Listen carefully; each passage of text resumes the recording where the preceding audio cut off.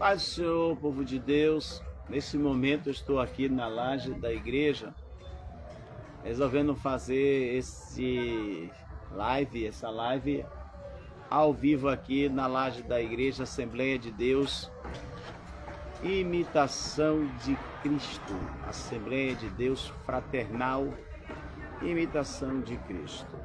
Permitam-me que eu me apresente, pastor Edmário Brito, presidente desse ministério.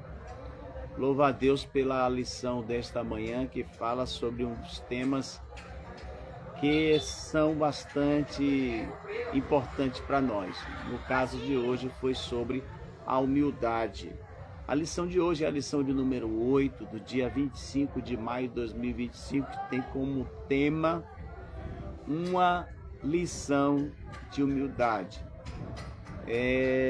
O texto áureo é: porque eu vos dei o exemplo para que, como eu vos fiz, façais vós também. João capítulo 13 e o versículo de número 15.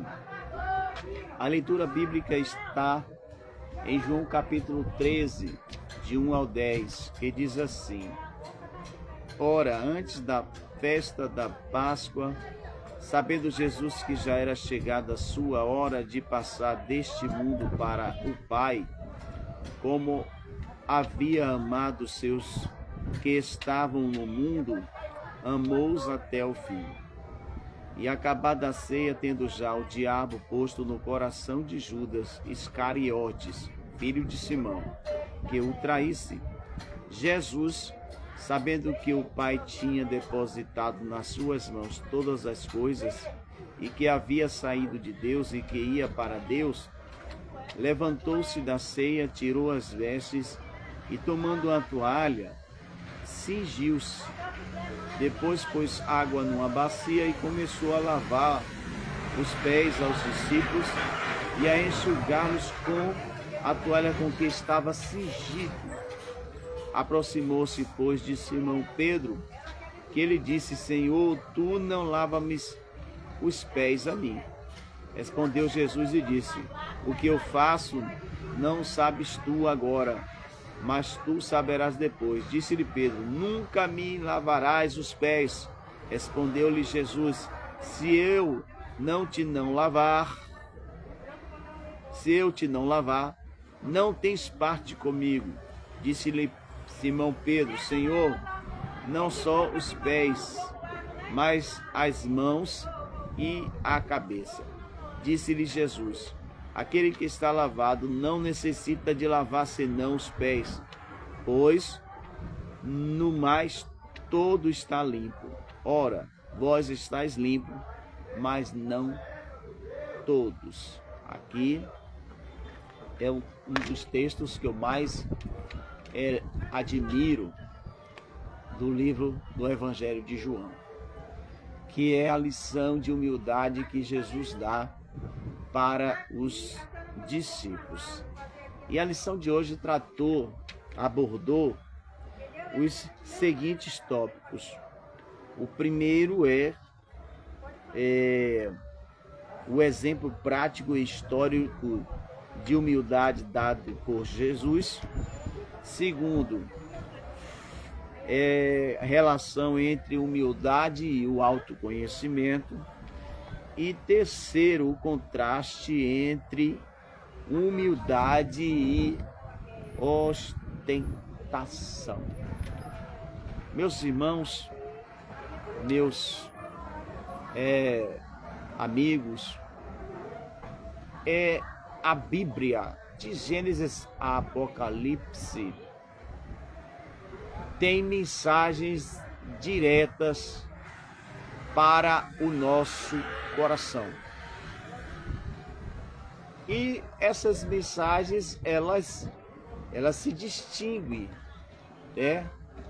no que refere ao que esta mensagem está trazendo. Qual é a natureza desta mensagem? E nós observamos uma coisa interessante. Eu particularmente vejo que Existem mensagens bíblicas que estão associadas a uma promessa ou a várias promessas. E existem ensinamentos, mensagens bíblicas que estão associadas a mandamentos, a uma ordem divina. E, infelizmente, o ser humano tem uma mania de peneirar o que quer e o que não quer. Essa é a verdade. E muitas das vezes, pelas nossas experiências, a gente às vezes termina descartando coisas importantes da Bíblia porque afeta o nosso emocional. Exemplo, a Bíblia ela condena o homossexualismo, a prática homoafetiva, e isso não vai mudar daqui a 1000 anos. Isso não vai mudar. A Bíblia ela não muda de acordo com a cultura da gente. A Bíblia ela é a Bíblia, ela é completa. Não é, a Bíblia não tem que se adaptar à nossa modernidade. A modernidade é que tem que se adaptar à Bíblia. Mas existem pessoas que fazem separação entre o que quer e o que não quer ouvir. E às vezes a gente termina perdendo muitas bênçãos por ensinar coisas erradas. E a gente tem que tomar muito cuidado com relação a isso. Como eu disse, existem textos na Bíblia que são ensinamentos que estão relacionados à nossa ética, estão relacionados à moral. E tem ensinamentos que estão relacionados às promessas de Deus. Então tem ensinamentos que estão relacionados à promessa do céu, à promessa da ressurreição. Tem ensinamentos que estão relacionados à promessa do batismo com o Espírito Santo, à promessa dos dons espirituais. Tem ensinamentos relacionados a isso, em toda a Bíblia. Mas tem ensinamentos que afetam diretamente a nossa prática moral, a nossa prática ética.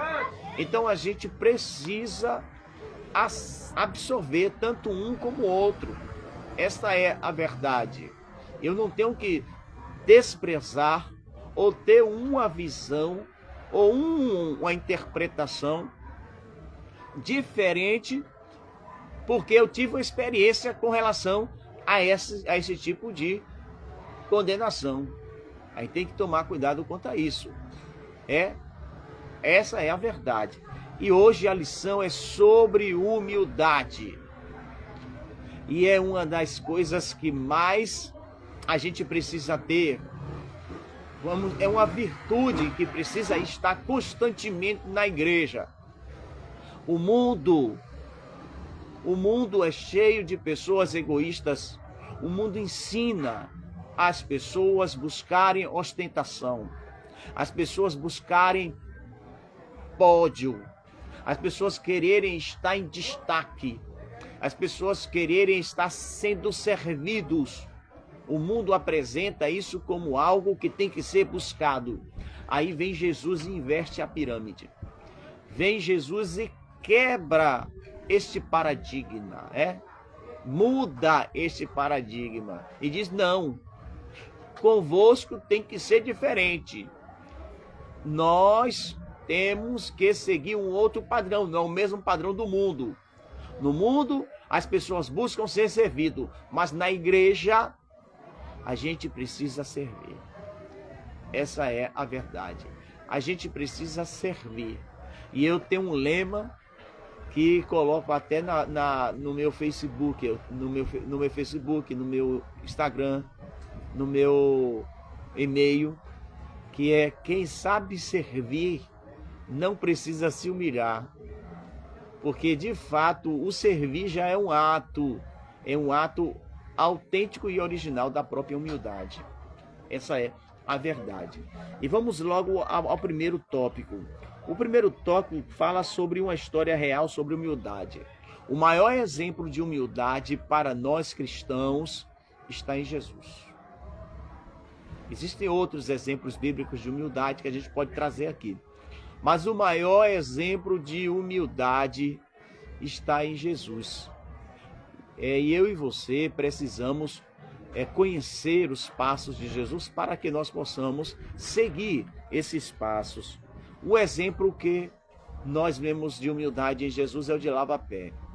Quando Jesus ele estava com seus discípulos após a ceia, antes os discípulos tinham discutido sobre quem deveria lavar os pés, porque nenhuma viagem era costume dos judeus, costume das pessoas ocidentais. Quando ocorre uma grande viagem, as pessoas param para serem os seus pés lavados. É o momento em que as pessoas começam a ter aquele relaxamento, com os pés sendo lavados, tirado aquele calor, aquela quentura que obteve ao longo da sua viagem, aquela sujeira, aquele acúmulo de poeira que traz nos seus pés, são tirados no momento em que está sendo lavados os pés. E é um momento tão confortante para quem está tendo os seus pés lavados, mas só que poucos faziam isso. Só quem fazia isso eram os escravos, ou dentro de uma casa em que não tinha escravo, quem tinha uma posição de subserviência. Exemplo, o filho, o irmão mais novo e a mulher da casa. A mulher da casa era quem fazia isso. E a gente vê que os discípulos discutiam sobre quem era o menor, para que assim se posicionasse e lavasse os pés dos demais. Jesus não falou nada, não entrou na discussão, mas ouviu, prestou atenção, e de repente, na hora, Jesus tira suas roupas, de gala naquele momento, sua roupa, e se veste com uma toalha. E vai e pega uma bacia com água e começa a lavar os pés dos 12 discípulos, um a um, do maior ao menor. E os discípulos ficaram com aquilo engasgado, um olhando para o outro, dizendo: pronto, se ele fez isso é porque ele renunciou à liderança. Esse é o maior problema da gente. A gente acha que por a gente fazer algo humilde, algo simples, algo que nos faz nos rebaixar, tirar nossas vestes de gala, tirar algo que faz com que a gente mude a nossa postura, faz com que a gente desça os degraus da ostentação, da arrogância, a gente vai deixar de ser o que a gente já é. Jesus mostrou, depois de que Jesus limpou, lavou os pés dos discípulos, ele perguntou, vamos parafrasear o que Jesus disse. Jesus perguntou aos discípulos: deixei de ser mestre por isso? Deixei de ser o vosso pastor, lavando os pés, limpando o banco da igreja? Deixei de ser pastor, um dia sendo porteiro, porque o outro porteiro não podia aparecer? Deixei de ser pastor? Deixei de ser mestre? Não. Jesus deu o exemplo e Jesus pediu praticamente um mandamento, tanto quanto o da evangelização e do amar ao próximo, que eles servissem um ao outro.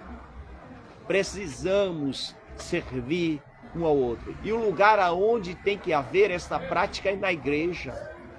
O mundo lá fora não pratica o serviço, a doação. Pouco se vê. É tratado como um ato heróico quando alguém serve o outro no mundo, quando deveria ser coisa normal, principalmente dentro da igreja. O mundo quer ver isso. O mundo precisa de exemplos. O mundo já está cheio de discursos, dos nossos discursos, principalmente os discursos da igreja. A igreja só abre a boca para estar condenando os atos do mundo, enquanto os nossos atos são acobertados, enquanto que os nossos atos quando são conhecidos, não são muito bonitos. Então a gente precisa entender isso, que a gente está aqui para ser luz. E como luz, sem ato de humildade, não é luz. Quem se acha luz, mas não é humilde, não está sendo luz. Então vamos tomar cuidado, porque Jesus Cristo deu o exemplo, lavando os pés dos discípulos. E a história mostra, tem muitas histórias na Bíblia associadas a ato de humildade. Quer ver um outro exemplo? Abraão e Ló. Quando os pastores de Abraão e Ló lutaram, brigaram por espaço, qual foi a postura de Abraão? Abraão tinha o direito de escolher o lado, mas Abraão abriu mão, abdicou desse direito e deu a Ló, o seu sobrinho. Ó, Ló, escolha para que lado tu quer ir. Se tu fores para a nascente, eu vou para o poente. Se tu fores para o leste, eu vou para o oeste. Não importa. Se tu fores para o norte, eu vou para o sul. Não importa. E aí, Ló tomou uma iniciativa baseada na sua visão, certo? Na Campina do Jordão. Então, Abraão abriu mão do seu direito. E às vezes a gente tem que abrir mão do nosso direito para não afetar a nossa amizade. Olhe bem o que Abraão falou para Ló. Não é lícito ter contenda entre mim e ti, porque irmãos somos. Então, acima de tudo, a nossa decisão tem que preservar a união. A nossa atitude tem que preservar a consideração e o respeito pelo próximo. Se a minha atitude e a sua atitude não levar em consideração o respeito para com o próximo e a posição de sermos irmãos, a nossa postura não tem sido a melhor. Então, às vezes, a gente tem que abrir mão de algum direito para manter a nossa amizade e principalmente a nossa irmandade, a comunhão da igreja. Então nós vemos aqui que Jesus, ele deu o exemplo,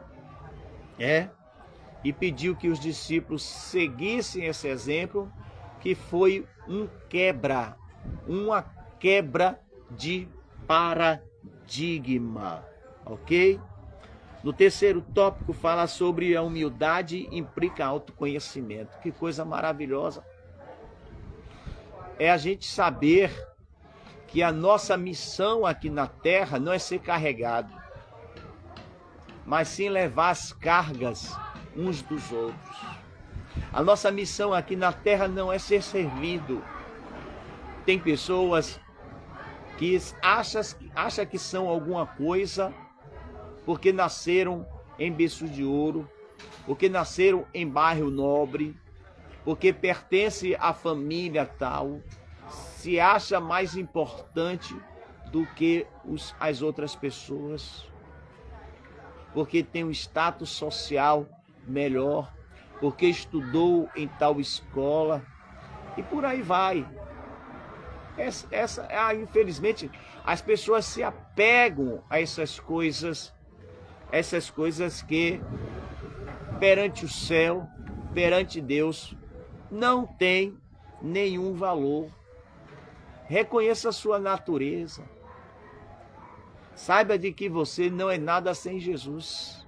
Jesus diz o quê? Sem mim, nada, absolutamente nada podeis fazer. Você, por ser cristão, e por opção própria, você é cristão por opção própria. Quando você opta por ser cristão, essa sua opção implica algumas obrigações. Não adianta você querer dizer que é cristão, mas não segue determinadas normas estabelecidas pelo seu mestre, por aquele que você diz que é seu Senhor, Jesus. Então, A Bíblia diz que aquele que diz que está nele também deve andar assim como ele andou. E Jesus, sendo o nosso exemplo de humildade, a Bíblia diz em Mateus 11, 29, quando Jesus diz: vinde a mim, todos que estáis cansados e sobrecarregados, ele conclui esse seu discurso dizendo o quê? Aprendei de mim, porque sou manso e humilde de coração. Não foi à toa que Deus me inspirou a registrar o nosso ministério como Assembleia de Deus Fraternal, Imitação de Cristo.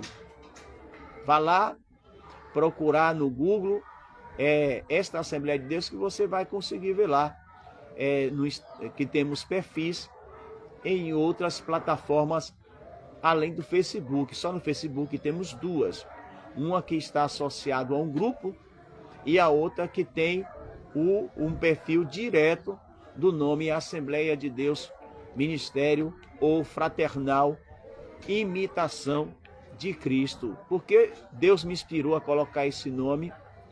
Porque baseado o quê? Nos ensinamentos de Paulo. Paulo diz, né? Sede imitadores de Deus como filhos, aleluia, que imitam seu Pai. Está lá escrito em 1 Coríntios, capítulo de número 11, e o versículo 1. Ainda tratando de texto relacionado à imitação de Cristo, Filipenses 2, a partir do versículo 5, de sorte que haja em vós o mesmo sentimento que houve também em Cristo Jesus. Então, esse versículo está sendo usado pela lição de hoje e é baseado nesses e em outros versículos que Deus me inspirou a registrar o nosso ministério como Assembleia de Deus Fraternal, Imitação de Cristo. Ok? Então, quem é o maior no reino de Deus? Hein? Quem é o maior no reino de Deus? É aquele que tem todas as regalias. Certo que é certo, eu também acho justo que um pastor seja bem assalariado, que um pastor seja digno de duplicados honorários, como Paulo ele fala a Timóteo. Eu sou a favor de que um pastor seja sustentado pelo ministério, pela igreja em que ele faz parte. Mas, meus amados irmãos, é importante que não haja uma ostentação. A gente vê que tem muitos pastores aí que não seguem Jesus quando se trata da questão da humildade. A gente vê pastores com carros importados e com valores exorbitantes. Tem que ter carro. Eu acho que o pastor tem que ter carro, saber dirigir, ter carro. Se não puder, ter até um motorista. Mas um carro simples, um carro popular. Para que um carro que chame a atenção? É para mostrar que o meu ministério é próspero. E será que a prosperidade material é tudo? Será que a prosperidade material mostra que de fato você está sendo agraciado, contemplado por Deus? Olhe que dentro da palavra a gente vai ver que não é nada disso. Então a gente precisa tomar cuidado com relação a isso. A nossa compreensão do que é favor de Deus. A gente vê aí exemplo das 7 igrejas da Ásia. E uma delas se orgulhava pelos seus dons, pelos seus talentos e pelos seus bens materiais. E qual foi a sentença de Jesus? Tu és pobre, cega, miserável e nua. Imagine só, a igreja tendo tudo no ponto de vista humano, no ponto de vista material, mas no ponto de vista espiritual, é uma pobretona, é uma miserável. Essa é a verdade. Então, vamos ao texto aqui, que é a terceira parte que nós vamos concluir, que é humildade versus ostentação. A gente percebe que dentro da igreja existe competição. Nem todo mundo quer o cargo mais humilde, o cargo que é considerado mais insignificante. As pessoas querem cargos de coordenação, não querem cargo de estar passando um panozinho no chão, limpando os móveis. As pessoas querem coordenação, diretoria. As pessoas querem cargo dessa natureza, conselho fiscal, etc. e tal. Enquanto que os outros cargos ficam à deriva, termina sendo esquecido e às vezes esses cargos são tão importantes para a igreja e as pessoas não percebem isso. Então existe uma competição silenciosa como existiu entre os discípulos. E olha que os discípulos às vezes chamavam Jesus e perguntavam a Jesus o que é que eles seriam no reino de Jesus. Quem não se lembra da intercessão da mãe, uma mãe dos discípulos, que foram lá, Jesus pediu que Jesus colocasse, que os seus filhos assentassem no reino dele, um à sua direita e outro à sua esquerda. E Jesus, ele respondeu dizendo: poderão eles beberem do mesmo cálice que eu vou beber? Essa é a verdade. Ninguém quer pagar o preço, mas quer receber os louros. Essa é a verdade. Enquanto que uns se esforçam, outros querem ficar vermelhos. Essa é a verdade. O caminho humilde de Jesus. Jesus, em todo momento, foi humilde. Ao longo do seu ministério, ele não juntou tesouro. E tem muitos pastores aí que estão juntando um tesouro. Tem casa nas principais capitais, tanto do Brasil como do exterior. Está viajando sempre. Infelizmente, gente, é o que nós estamos vendo aí. Na verdade, em alguns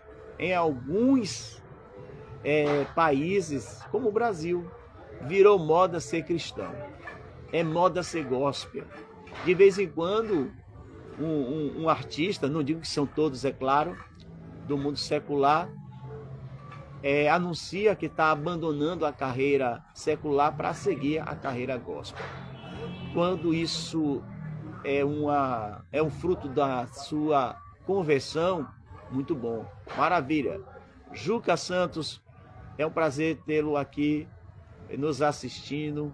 Antônio Carlos, um forte abraço aí, está conosco nesse momento. Então vamos lá, vamos concluir a lição de hoje, falando sobre humildade e ostentação. Na verdade, não existe vínculo entre humildade e ostentação. Ou é uma coisa ou é outra. As pessoas que de fato são humildes seguem o caminho de Jesus. Jesus, quando nasceu, ele não nasceu em uma maternidade de primeiro mundo. Naquele tempo nem existia. Existiam as parteiras, sim. Mas existiam locais apropriados para que assim havia um preparo e um local apropriado para haver o parto. Mas Jesus nasceu em quê? Em uma estrebaria. E foi colocado dentro de uma manjedoura. Jesus não usou um cavalo de Faraó para entrar em Jerusalém. Ele usou o quê? Um filho de uma jumenta, um jumentinho, como está escrito lá na palavra. Jesus, a casa em que ele adquiriu em Cafarnaum, não era uma casa de veraneio como hoje. Já vi pastores pregando dizendo que Jesus tinha uma casa de veraneio. Era uma casebrezinha, uma choupana, praticamente, na beira do riacho. Não era possivelmente naquela época não se valorizava tanto áreas em beiras de praia ou em beiras de rio. Naquela época só se fazia casa naqueles lugares as pessoas mais humildes que viviam da pesca do local aonde eles faziam as suas casas. Então Jesus, ele seguiu o caminho da humildade desde o seu nascimento até a sua partida, até a sua morte. E tem muitos pastores aí que estão acumulando riqueza. Poderiam pegar essas riquezas e transformar em benefícios para os necessitados, mas não estão fazendo isso. Essa é a verdade. Eu posso até falhar. Eu estou aqui fazendo um discurso que realmente, se eu tiver alguma coisa, eu não vou seguir aquilo que eu estou ensinando aqui. Mas isso não significa que a verdade mudou de lado. A verdade, ela nunca muda de lado. Eu sou capaz, como ser humano, de mudar de lado. Posso estar aqui condenando a ostentação de alguns pastores e até mesmo de alguns irmãos que são muito avarentos. Tem muitos avarentos hoje na igreja e os discursos de alguns pastores levam para esse caminho, o caminho da avareza, não é para o caminho da humildade, para o caminho do auxílio, da ajuda a quem precisa. Então, o melhor caminho a ser seguido, o melhor exemplo a ser imitado é o exemplo de Jesus sobre humildade. Então, a Bíblia faz um convite à humildade. Mateus 11, 29, eu já li, já mencionei aqui para vocês e volto a mencionar. Jesus disse o quê? Aprendei de mim, porque eu sou manso e humilde de coração. Jesus, ele nos convida a aprender dele. E esse aspecto, a humildade, tem que ser algo que tem que caminhar ao lado de todas as demais virtudes. Então, muitos cristãos são ensinados a buscar o poder do Espírito Santo, que acham que o poder do Espírito Santo, a presença do Espírito Santo na vida deles, só faz sentido se ele orar em línguas estranhas, profetizar, ou ordenar que um demônio saia, ou determinar que um paralítico ande ou um morto ressuscite. As pessoas só acham que o poder do Espírito Santo está na vida dele quando eles fazem essas coisas que são extraordinárias. Mas esquecem que a presença do Espírito Santo é marcante na nossa vida quando a gente anda com humildade. Então, que Deus em Cristo nos abençoe e que nos proporcione disposição para seguir estes ensinamentos de Jesus. Ouve aqui, obrigado pela curtida do nosso resumo sobre a escola dominical de hoje. Espero a gente se encontrar em outro momento. E nesse momento eu vou fazer uma oração. Senhor nosso Deus e nosso Pai, nós te louvamos por esse resumo da escola dominical de hoje, dia 25 de maio de 2025. Continue a nos guardar e nos ajudar, Senhor, a seguir os passos do Teu Filho Jesus Cristo e que estejamos dispostos, Senhor, a seguir os ensinamentos de humildade deixado pelo Teu Filho, Pai.